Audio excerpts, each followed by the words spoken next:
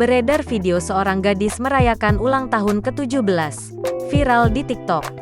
Uniknya, ia menerima kado yang beda daripada umumnya, yaitu saham hingga sebuah rumah dari sang ayah. Video itu pertama kali diunggah oleh akun TikTok @itsvika. Bahkan, dalam video itu, gadis ini menerima banyak bungkusan kado. Sampai artikel ini tayang, video gadis ini ditonton 5,4 juta orang.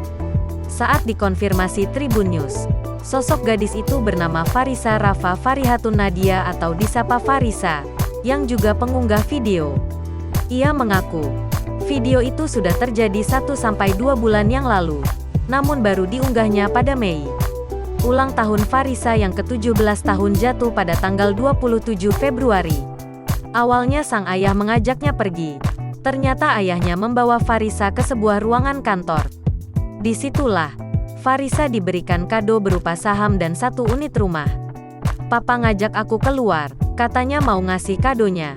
Awalnya aku nggak expect bakal dikasih kadonya saham sama tanah," ucap Farisa saat dihubungi Tribun News, Sabtu, tanggal 15 Mei tahun 2021. "Benar-benar enggak kepikiran bakal dikasih hadiahnya berupa itu.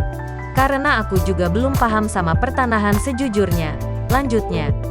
Lanjut Farisa, sang ayah memberi kado ini semata-mata untuk investasi masa depannya.